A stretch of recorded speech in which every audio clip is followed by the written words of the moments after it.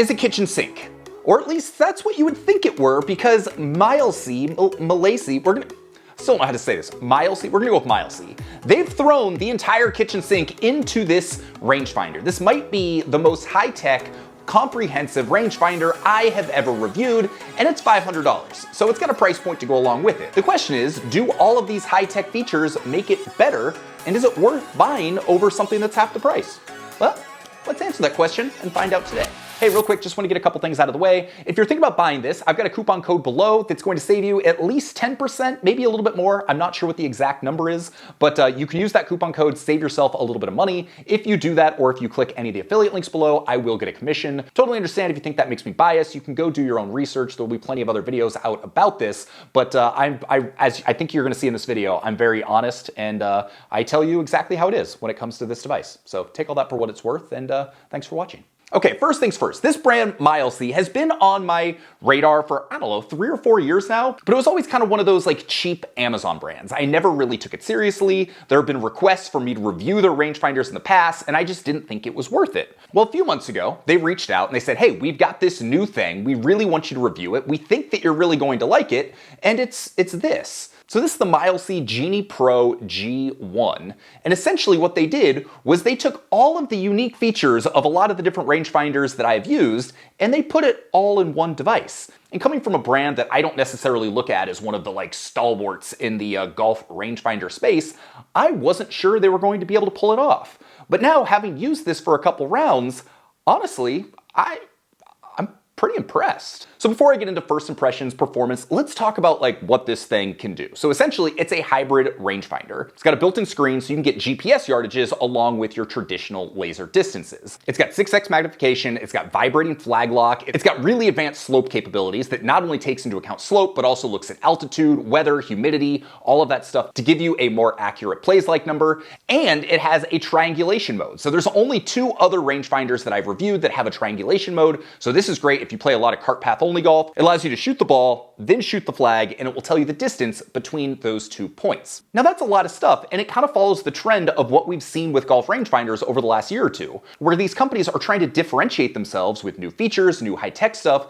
But here's my big question is, do we really need all of that in a rangefinder? Some technological advancements are great. They make our lives easier. They make everything better. But a lot of the stuff I've been seeing in rangefinders lately, it just feels like bloat. It feels like clutter. It feels like it's slowing down the game, and I'm not sure if that's a good thing. But all that aside, let's dive into this particular device. We'll look at how well it works, we'll look at some of the features, and I'll tell you about my experience with it and try and help you figure out if you should buy it. So first impressions out of the box were honestly really positive. I picked this thing up. It's a great size. It's not too big, it's not too small, it's kind of the perfect size, but it's also got some weight to it. So if you know me, I like to have a little bit of heft with my rangefinder. It makes it feel a little bit more stable when you're shooting. It also just makes things feel a little bit more high quality. One design element I do love about this is the way they integrated the slope function. So if you play in tournaments, obviously you want to be able to easily turn slope on and off, and they just basically made it in this little dial here. So red, slope is on,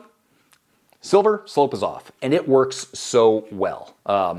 It's a little loose, so maybe there's a chance that if you're taking it in and out of your bag, it might, move over to slope, which could be a problem in a tournament setting, but realistically, that's probably not gonna happen. So I love how easy this is to use and how obvious it is which mode that you're in. So one of the biggest competitors to this are going to be some of the products from Bushnell, like the new Bushnell Hybrid and the Bushnell Pro X3 line. So the Bushnell Pro X3 line costs $100 more than this, and it's also bigger, it's beefier. Even though I said I like a big rangefinder, that almost is getting to the point where it's a little bit too big. So I really like the compact nature of this device. It also has this great rubberized coating on the side of it, which feels high end, and if it gets hot, your hands get sweaty, it definitely helps with grip a little bit. Now, before we get into all the fancy stuff, let's talk about how this thing works just as a rangefinder. Honestly, it works great.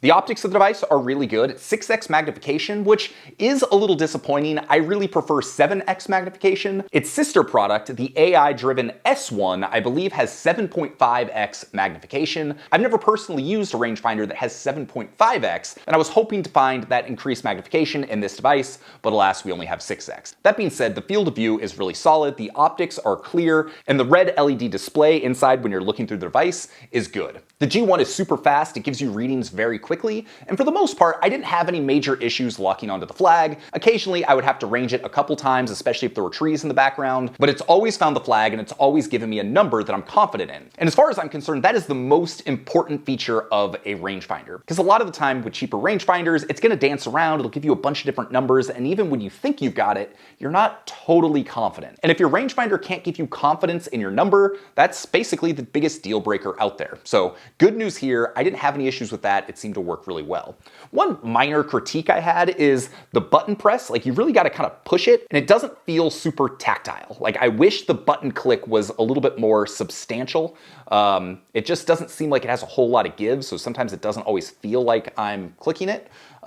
Really minor critique, you would get used to that, but it's one thing that I've noticed, that pushing the range button just doesn't feel quite as good as it does on some other devices. Whereas many rangefinders only have 2 buttons, some you will see have 3, this one has 4. So getting used to what all the controls do definitely has a little bit more of a learning curve than you're going to find with other devices, but that's kind of to be expected with a kitchen sink-like device such as this one. So this button right here, basic range button, and then you can use these two to swap back and forth between flag mode and triangulation mode. So fundamentally, those two things pretty similar. You can then hold down the buttons to bring up additional menu options, but for the most part, once you kind of understand what these 3 do, it's pretty simple to use. I actually found the triangulation feature on this to work really well. Of the 3 devices that I have used that have triangulation, this one definitely inspired the most confidence. So the other 2 that I've used are the Voice Caddy Laser Fit, which is significantly less expensive. You can pick that up for $180. That is a much less robust rangefinder, but for the price, it actually does a really good job. The mid-range is the Caddy Talk Cube. That was the first device I know of to do it, and honestly, I don't love that rangefinder. I've not had a great experience with it, and so you would hope with this being a couple $100 more than that it would do a good job. And the good news is it does do a really good job. You simply hit the middle button here, you then range the ball, you then range the flag, and it is going to give you that distance. One kind of neat feature is it will then show that triangulation metric on the screen here. How useful that is, I don't really know. We're going to get more into that in a second,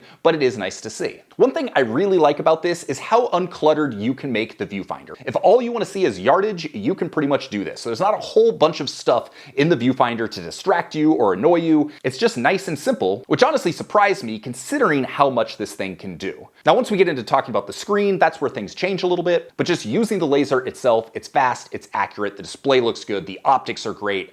I've really got no complaints outside of just I don't love the button feel, and that's pretty good.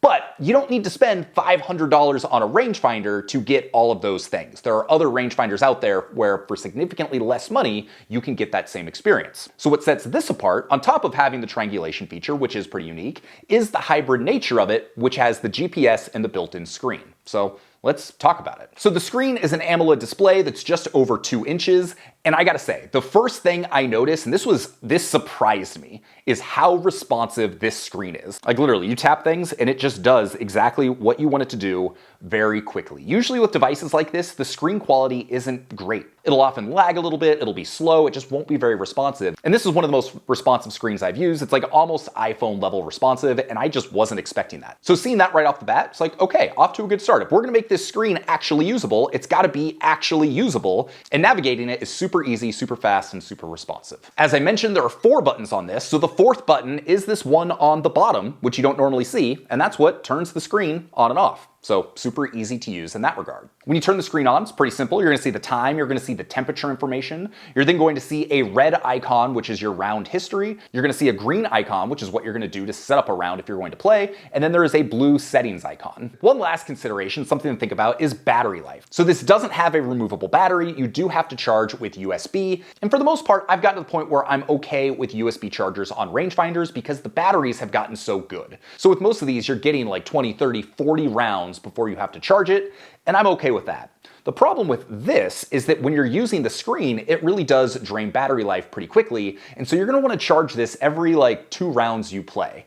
And for me, I've got enough things to charge, and I'm a forgetful person. So taking this out of my bag after every round to go charge it is something that is kind of an annoyance and something that would bother me. If you're not using the screen and you're just using the regular rangefinder features, the battery lasts way longer. I think it's rated for like 20,000 ranges. So that's gonna last you a very, very long time. But just know if you're using the screen, you're gonna have to charge it on a regular basis. As you might expect with a device like this, there is a companion app from Mileseey, and it's not that great. As far as GPS apps go, it's among the worst apps that I've used for this type of thing.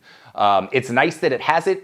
If you're going to actually use this to track your rounds and track your score, it's great that you can get that on your phone, but the user interface isn't great. The amount of data you can get isn't great. It's just not an app that I would personally find myself using a lot. And I think that's where we might run into problems as we're trying to figure out if you should buy this or not, but we'll get to that in a minute.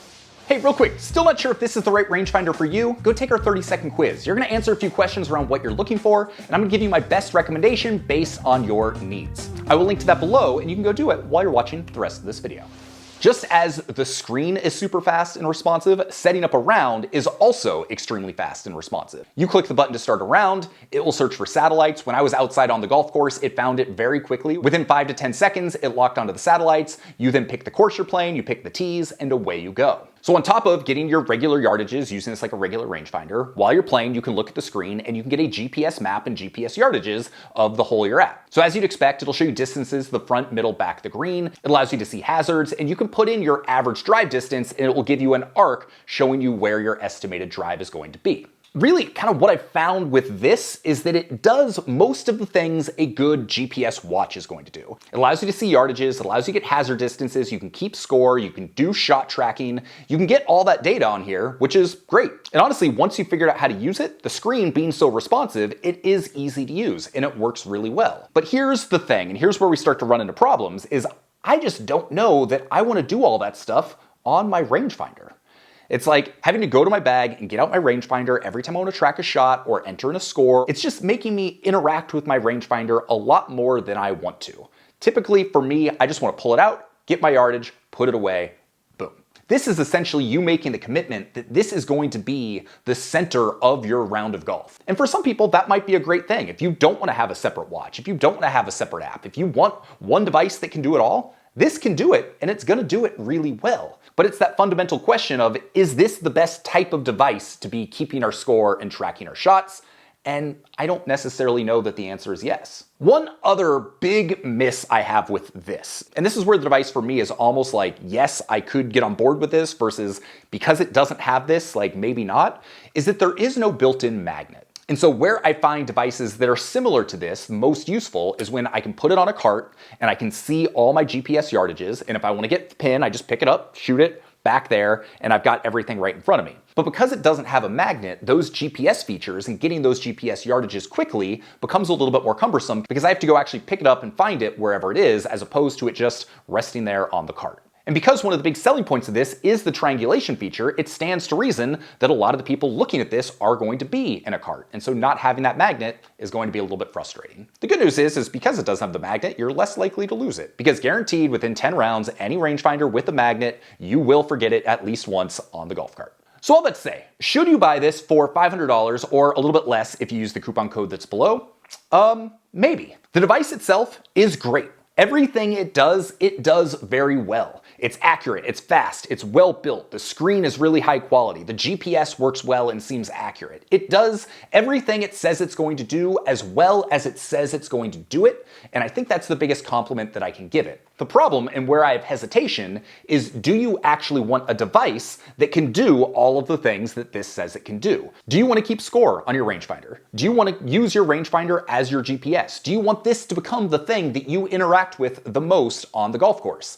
And if the answer is yes, then by all means, go get it. Like, you're gonna be happy. But if the answer is no, or if you're already using a GPS watch, or if you have a phone app that you love, then you're probably going to be paying more for features that you don't necessarily need. It's like, I've got a bunch of recommendations for fantastic rangefinders that are going to do just as good of a job as this at giving you accurate yardages. You know, as a comparison, for $279, you can go get the Voice Caddy TL1, has an equally as good OLED screen. It's equally as fast, it's equally as accurate. Yes, the slope mode doesn't have all of the advanced temperature and barometric features that give you an even more accurate plays-like distance, but most people don't need that. It's gonna be just fine. And for around $200 less, you're getting a great, simple device that's going to give you fast and accurate yardages.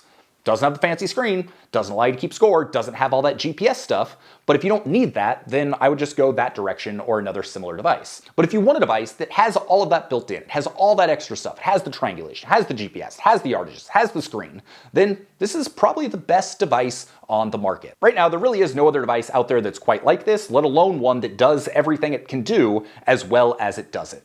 But again, this goes back to the fundamental question of, do we really even need it in the first place? So only you can answer that question, but if you do decide the answer is yes, absolutely go pick this up. I've been really impressed. My name is Sean Ogalt, I'm the founder of this thing here, Breaking 80, where we talk about cool golf products and cool golf courses. If you got some value out of this, maybe drop a comment, thumbs up, subscribe, do all of those things. And if you're still not sure which golf rangefinder is right for you, go take our 30-second quiz. You're gonna answer a few questions from what you're looking for, and I'm gonna give you my best recommendation based on your needs. So with that, I will link to that below. If you're not sure what to watch next, go watch this video where I talk about some of the other best rangefinders on the market. And with that, I hope you have an excellent day, and we'll see you on the next video. Peace.